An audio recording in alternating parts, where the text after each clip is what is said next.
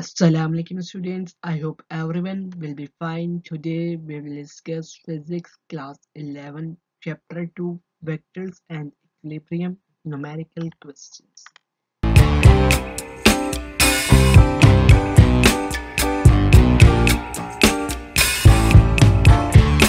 Now numerical questions को discuss करने से पहले जैसा मैंने आपको पिछली वीडियोस में डिस्कस किया था कि NTS टेस्ट रिक्वायर होता है for securing admission in university specifically for engineering students. तो वो उसके लिए एक ट्रेनिंग सेशन लाया जा रहा है ये अकेडमी की जानिब से। तो ये जूम पे क्लासेस होंगी from Monday to Friday 2 hours session होगा। इसमें हम जो है वो डिस्कस करेंगे about tips and tricks how to attempt different types of questions appearing in NTS exam. तो जल्दी आज ही से रजिस्ट्रेशन अपनी स्टार्ट करवाएं ताकि जो है वो हम जल्द से जल्द क्लासेस स्टार्ट कर सके और जो हमारे स्टूडेंट्स हैं वो इन ट्रेनिंग सेशन से फ़ायदा उठा सके। Now we will move to question number 1 or problem number 1. A person in bus throws a ball straight up with a speed of 12 meter per second. If the bus is moving at 25 meter per second, what is the velocity of the ball to an observer on ground? अच्छा जी, person है उसने बस से जो है वो ball को throw किया है स्ट्रेट अप और जो बॉल की स्पीड है वो है 12 मीटर पर सेकेंड। अगर अब बस जो है वो मूव कर रही है 25 मीटर पर सेकेंड से तो हमारी वेलोसिटी ऑफ द बॉल क्या होगी उस ऑब्जर्वर की रिस्पेक्ट से जो कि ग्राउंड पे अवेलेबल है। गिवन है जी हमें v by 12 metre per second क्योंकि क्या है उसने जो बॉल है वो अपवर्ड फेंकी है तो अपवर्ड में क्या होगी वर्टिकल डायरेक्शन में हमारे पास जो है वो स्पीड आएगी। That's why we have written v by 12 metre per second. और जो बस है वो हॉरिजॉन्टल मूव कर रही है तो उसकी वेलोसिटी के लिए हमने क्या लिखा है vx is equal to 25 metre per second. Find क्या करना है हमने velocity of the ball to an observer on ground.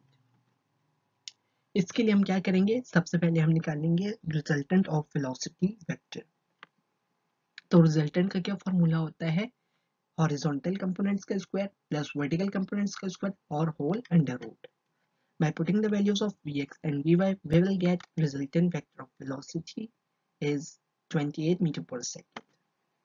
Now, the next is we have to find the theta, which is the angle of the resultant. तो उसके लिए जो formula है वो क्या है tan of theta is equivalent to vertical components over horizontal components. तो tan of theta is equivalent to 12 by 25 और theta हो जाएगा tan inverse of 12 by 25 और जो हमारे पास एंगल है वो आएगा 26 degree. Now problem 2. A football leaves the foot of a puncher at an angle of 54 degree positive acceleration at a speed of 21 meter per second. Determine the horizontal and vertical components of the velocity. हमारे पास क्या है angle given है positive extraction के साथ speed हमें given है 21 metre per second. अब हमने क्या करना है हॉरिजॉन्टल और वर्टिकल कंपोनेंट्स निकालने हैं फॉर द वेलोसिटी यानी कि vx और vy हमने डिटरमिन करना है। Angle with positive x direction 54 degree, velocity v है 21 meter per second. Find हमने करना है x component and y component of the velocity. तो vx क्या हो जाएगा v cos of theta और vy हो जाएगा v sin of theta. Now vx is equivalent to v cos of theta by putting the values of velocity and angle which is with positive x direction we will get vx is equivalent to 12 meter per second. Similarly by putting the values of v in vy और sign of theta में जब हम theta की value put करेंगे तो हमारे पास जो vertical component है यानी कि y कंपोनेंट है वेलोसिटी का वो आ जाएगा 17 metre per second. Now problem 3. A 1.84 kg school bag hangs in the middle of clothesline causing it to sag by an angle of 3.50 degrees. Find the tension in the clothesline. हमारे पास जो school bag का math है वो दिया हुआ है और जो हमारे पास एंगल है सैग का वो दिया हुआ है। हमने जो फाइंड करना है वो क्या है tension in the clothes line. Now mass of the bag 1.84 और वेट ऑफ द बैग क्या हो जाएगा जब हम वेट का जो फॉर्मूला होता है वो क्या होता है W is equivalent to mg जब हम मैस को जो ग्रेविटेशनल एक्सेलरेशन जो कि होती है 9.8 मीटर पर सेकेंड स्क्वायर उसके साथ मल्टीप्लाई करेंगे तो हमारे पास क्या आएगा, wait of the bag 2 Newton और एंगल हमें दिया हुआ है 3.50 डिग्री। नाउ फाइंड हमने करना है जी tension T in the string. Now सबसे पहले हम क्या करेंगे, जो हमारे पास टेंशंस हैं T1 और T2 उनको ब्रेक डाउन करेंगे, रिजॉल्व करेंगे इन rectangular components along vertical and horizontal direction. तो हॉरिजॉन्टल कंपोनेंट क्या आएगा T1x और T1x क्या आएगा T1 multiply by cos of theta.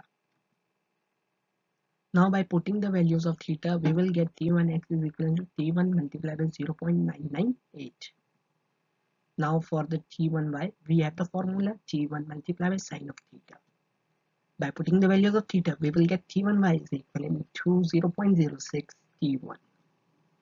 Now T2x T2 multiplied by cos of theta. By putting the values of theta we will get T2x is equivalent to 0.998 T2. Similarly, for T2y, we have the formula T2 multiplied by sine of theta. By putting the values of theta, we will get T2y is equivalent to 0.06 T2.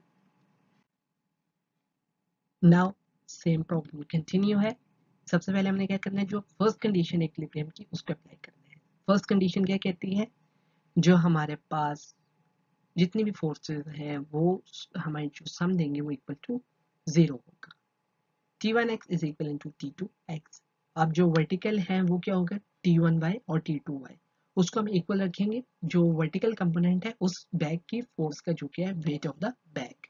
तो T1y plus T2y is equal to weight of the bag by putting the values of T1y and T2y, और ये हमारे पास आ जाएगा जी 0.06 T1 plus 0.06 T2 is equal to 18.032 Newton.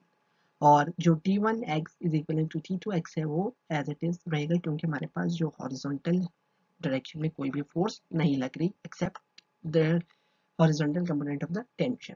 तो हमारे पास क्या दिखेगा 0.998 multiply by T1x minus 0.998 multiply by T2x is equal to 0। Now solving one for T2।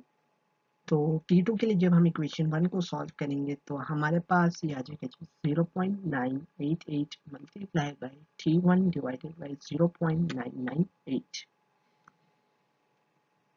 T2 is equal to T1। Putting in 2, जो हमने T2 is equal to T1 निकाला है, अब जो है T2 की जो वैल्यू हम इक्वेशन 2 में पुट कर देंगे। तो हम जब हम T2 की वैल्यू इक्वेशन 2 में पुट करेंगे हमारे पास इक्वेशन बनेगी 0.06 multiply by T1 plus 0.06 multiply by T1 is equal to 18.032 newton. Now T1 multiply by 0.12 is equal to 18.032। Now for getting the T1 we have to divide 18.032 by 0.12. On performing calculation we will get T1 is equal to 150 Newton, और हमने जो पहले जो है वो relation बता दिया T2 is equal to T1, तो T2 भी क्या आएगा 150 Newton। Now problem 4, find the magnitude and direction of the vector represented by the following pairs of components। AX minus 2.3 cm और AY है 4.1 cm। B है AX 3.9 metre और AY है -1.8 metre. ये जो हमारे पास दो पेयर्स हैं इनके यूज करते हुए हमने जो है मैग्नीट्यूड और direction of the resulting vector find out करना है। तो मैग्नीट्यूड का जो फॉर्मूला होता है रिजल्टिंग वेक्टर का वो क्या होता है, हॉरिजॉन्टल कंपोनेंट का स्क्वायर प्लस वर्टिकल कंपोनेंट का square and whole under root. By putting the values of AX and AY we will get the magnitude of resultant vector A 4.7 cm. Now in order to calculate the theta, we have the formula tan of theta is equivalent to AY over AX. By putting the values of AY and AX, we will get theta is equivalent to 60.7 degree. Now, अब जो है ये जो हमारे पास vector horizontal और vertical components दिए हुए हैं, x जो है वो नेगेटिव है और y क्या है पॉजिटिव है। अब आप जब क्वाड्रेंट देखते हैं तो फर्स्ट क्वाड्रेंट में क्या होता है, both x and y positive, second में x negative y positive, third में x and y both negative, fourth में y negative and x positive. तो अब जब हम ये देख रहे हैं कि हमारे पास x कंपोनेंट नेगेटिव है और y कंपोनेंट जो है वो पॉजिटिव है, तो ये कौन से क्वाड्रेंट में लाई करेगा? This will lie in second quadrant. तो सेकंड क्वाड्रेंट में जब हमने एंगल कैलकुलेट करना होता है तो हम क्या करते हैं, जो हमारे पास थीटा आता है उसको जो है वो 180 में से माइनस कर देते हैं। Once we will subtract 180 minus 60.7, we will get angle 119.3 degrees. Now for the pair B, in order to calculate the magnitude of the resultant, we have to use the same formula: vertical component and horizontal component square, separate or whole under root. Now by putting the values of ax and ay, we will get the magnitude of the resultant vector 4.30 meter. In order to calculate the theta, we have to use the formula tan of theta is equivalent to ay over ax. Now by putting the values of ay and ax, we will get the theta is equivalent to tan inverse of 1.8 over 3.9. तो हमारे पास जो theta है वो 25 degree आएगा। अब यहाँ पे क्या है, जो x पॉजिटिव है और y नेगेटिव है, तो ये कहाँ पे लाई करेगा? This will lie in fourth quadrant. तो फोर्थ क्वाड्रेंट में जब हमने एंगल लिखना हो तो हम उसके लिए क्या करते हैं, जो हमारे पास एंगल थीटा आता है उसको जब 360 में से माइनस कर देंगे। So once we perform the calculation 360 minus 25, जो हमारे पास थीटा है वो आएगा 335 degree. Now problem 5, vector f having magnitude 5.5 Newton makes 10 degree with x-axis, and vector r with the magnitude 4.3 meter makes 80 degrees with x-axis. What is the magnitude of their dot and cross products? अब हमारे पास magnitude f दिया हुआ है vector का और magnitude vector r का जो है हमें मैग्नीट्यूड दिया हुआ है और एंगल दिया हुआ है x एक्सिस के साथ। अब हमने बताना है कि इनके डॉट प्रोडक्ट और क्रॉस प्रोडक्ट से हमारे पास क्या मैग्नीट्यूड अचीव होंगे। गिवन है वेक्टर f, वेक्टर r और फाइंड हमने करना है जी magnitude of the dot and cross product. तो डॉट प्रोडक्ट क्या होता है, अगर हमने लेना है f डॉट r तो वो क्या होगा, F R cos of theta. तो F R cos of theta by putting the values of F R and theta. अब ये जो थीटा है ये कैसे निकलेगा, जो वेक्टर r का एंगल है उसको माइनस करेंगे किसके साथ, वेक्टर f का जो angle 80 minus 10, we will get theta is equal to 70. Now we will get fr cos of theta 8.1 Newton meter. This is the magnitude of the dot product. Now for cross product, f cross r क्या होगा, fr sin of theta. By putting the values of fr and theta, we will get fr sin of theta 22.2 Newton meter. Now problem 6. The magnitude of dot and cross product of two vectors are 6 under root 3 and 6 respectively. Find the angle between the vectors. अब हमें dot और cross product बताया हुआ है vectors का और हमसे पूछेगा कि जो एंगल होगा इन वेक्टर्स के दरमियान वो क्या होगा, वो हमने डिटरमिन करना है। Magnitude of the dot product of two vectors 6 under root 3, magnitude of the cross product of two vectors 6। Find हमने करना है जी एंगल बिटवीन द वेक्टर्स। उसके लिए हम क्या करेंगे, कंसिडर कर लेते हैं कि जो हमारे पास वेक्टर्स हैं वो है एक ए है वेक्टर और दूसरा जो है वो बी वेक्टर है। So for dot product A dot B, A B cos of theta, और जो हमारे पास इक्वेशन बनेगी वो क्या बनेगी, A B cos of theta is equal to 6 under root of 3, क्योंकि हमें गिवन है magnitude of the dot product. Now for cross product A cross B, A B sine of theta, तो A B sine of theta is equal to 6, क्योंकि हमें given है magnitude of the cross product. Now अब जब हमने angle लेना है तो हमें क्या करना है, जो क्रॉस प्रोडक्ट की इक्वेशन है उसको डिवाइड करना है बाय डॉट इक्वेशन। तो dividing 2 by 1, we will get AB sin of theta over AB cos of theta 6 by 6 under root of 3। जब sin को cos से डिवाइड करते हैं तो क्या आता है, tan theta। तो ये हमारे पास आ जाएगा tan of theta is equivalent to 1 over square root of 3 और theta is equivalent to tan inverse of 1 over square root of 3 और theta हमारे पास आ जाएगा 30 degrees। Now problem 7 है जी, a uniform rod 1 meter long with weight 6 Newton can be supported in a horizontal position on a sharp edge with weights of 10 Newton and 15 Newton suspended from its end. What is the position of the point of balance? Now हमें जो है वो length दी हुई है, wait दिया हुआ है rod का, और हमें जो है वो दोनों एंड्स के ऊपर जो है वो वेट्स जो है 10 newton and 15 newton. What is the position of the point of balance? Given है the rod length 1 metre, weight है 6 न्यूटन और weight suspended from its at 10 newton and 15 newton. Find हमने क्या करना है the position of point balance. अब सबसे पहले हम क्या करेंगे, देखेंगे जी जो टॉर्क प्रोड्यूस हो रहा है ड्यू टू 15 न्यूटन वेट वो कितना है. उसके लिए हम क्या करेंगे 15 मल्टीप्लाई बाय आर और जो डायरेक्शन होगी उसकी वो होगी counter clockwise. Now torque due to 6 newton weight of the rod वो कैसे हम लेंगे 1/2 माइनस आर मल्टीप्लाई बाय 6 और उसकी डायरेक्शन होगी clockwise. Now torque due to 10 newton of weight 1 minus R multiply by 10 direction होगी clockwise. Now equating clockwise and counter clockwise torque, जब हम दोनों जो हमारे पास टॉर्क्स हैं directions in counter clockwise and clockwise, तो हमारे पास जो इक्वेशन बनेगी वो क्या बनेगी 15 multiply by R is equal to 6 into 1/2 minus r plus 10 into 1 minus r. After further solving, we will get 31 multiplied by r is equal to 13 और r हमारे पास आ जाएगा 0.41 metre. Now problem 8. A 4-meter long uniform ladder with weight of 120 Newton leans against a wall making 70 degrees above a cement floor. Assuming the wall is frictionless but the floor is not determined, the force exerted on the ladder by the floor and by the wall. जो force exert की गई है by the floor and by the wall on the ladder को हमने determine करना है.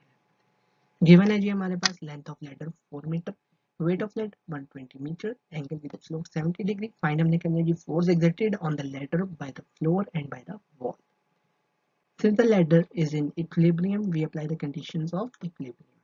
सबसे पहले हम फर्स्ट कंडीशन लगाएंगे. फर्स्ट कंडीशन क्या है summation of forces equal to 0. अब क्या करेंगे हम जो हॉरिजॉन्टल फोर्सेस हैं उनका सम लेंगे और उसको इक्वल टू 0 करेंगे और जो वर्टिकल फोर्सेस हैं उनको लेंगे और उनका सम जो इक्वल टू 0 करेंगे. नाउ सेकंड कंडीशन में क्या होगा, जो हमारे पास जितने भी टॉर्क्स अप्लाई हो रहे हैं क्लॉकवाइज और एंटी क्लॉकवाइज वो एक दूसरे को कैंसिल आउट करेंगे और जो उनका सम होगा वो 0. Now the same problem continues. Net torque 0 और torque anti clockwise is equal to torque clockwise. अब torque at 1 is equal to torque at 2. Now अब जो टॉर्क है एट पॉइंट 1 वो आ जाएगा एफ ऑफ वॉल यानी कि force of wall multiply by r1 और torque at point 2 weight of ladder multiply by r2. Now cross product को हटाने के लिए हम क्या करेंगे F of wall multiply by r1 multiply by sine of theta और w of ladder multiply by r2 multiply by sine of theta. By putting the values of angle theta 90 degree, f of wall multiply by r1 multiply by sine of 90 and w of ladder multiply by r2 multiply by sine of 90. तो sign of 90 क्या होता है 1 होता है, तो हमारे पास equation बन जाएगी equation number 1 f of wall multiply by r1 is equal to w of ladder multiply by r2. From figure जो आपके पास अवेलेबल है in book of problem number 8, तो r1 is equal to L Y is equal to L sine of theta और यहाँ पे जो हम थीटा पुट करेंगे वो कौन सा होगा जो फ्लोर के साथ लेटर बना रही है 70 डिग्री, तो 4 multiply by sine of 70 3.76. Now r2 क्या होगा half of L X half L multiply by cos of theta, तो 4/2 multiply by cos of 70 0.68 metre. f of wall w of letter multiply by r2 by r1 और जो हमारे पास F of wall आएगा जब हम डब्ल्यू ऑफ लेडर और r2 और r1 की वैल्यूज पुट करेंगे तो आएगा 22 newton. Now same problem continue है. Net force is equal to 0. अब क्या है summation of horizontal forces is equal to 0. अब हॉरिजॉन्टल में क्या लग रहा है जो वॉल की फोर्स है और जो फोर्स ड्यू टू फ्रिक्शन है उसको हम रखेंगे equal to 0. Now F of friction is equal to F of wall और एफ ऑफ फ्रिक्शन हमारे पास आ जाएगा 22 newton is equal to F of X. Now summation of F of Y is equal to 0. अब vertical में क्या है एक नॉर्मल फोर्स है और एक वेट की फोर्स है, तो F of normal is equal to weight और वेट है हमारे पास 120 न्यूटन, तो F of normal is equal to 120 newton is equal to F of Y. Now for calculating the magnitude of the resultant vector of force, तो उसके लिए हम formula लगाएंगे fx square plus fy square whole square root. By putting the values of fx and fy, we will get f is equal to 122 Newton, and this will be equivalent then to fg. Now problem 9. The 450 kg uniform I-beam supports a load of 220 kg. Determine the reactions at the support. 450 kg uniform I beam हमें दी हुई है और load हमें दिया हुआ है 220 kg और reactions हमने बतानी है at the support. Mass of I beam 450 kg, mass of load 220 kg. Find हमने करना है जी रिएक्शंस ऑफ द सपोर्ट. सबसे पहले हम क्या करेंगे, जो फर्स्ट कंडीशन है इक्विलिब्रियम की उसको अप्लाई करेंगे और वो क्या है, summation of forces is equal to 0. अब जितनी भी फोर्सेस हैं रिएक्शन ए और reaction B is equal to F of B plus F of L. Now F of B जो है वो क्या आएगा, M B multiply by G 450 multiply by 9.84410 newton. Now जो हमारे पास एफ ऑफ बी और एफ ऑफ एल है, एफ ऑफ एल अब कैसे आएगी, एम लोड मल्टीप्लाई बाई जी, जो मास ऑफ लोड है 220 मल्टीप्लाई बाई 9.8, तो वो आ जाएगा 2156. By putting the values of f of b and f of l, we will get Ra plus Rb 6566 Newton. Now same problem continue है. Second condition, net torque is equal to 0. Torque of anti-clockwise is equal to torque of clockwise, or torque of R is equal to torque of B plus torque of L. Rb multiplied by L is equivalent to W of B multiplied by R of B plus W of L multiplied by R of L. Now cross product को हटाने के लिए जब हम लिखते हैं तो क्या लिखते हैं, R B multiply L multiply by sine of theta.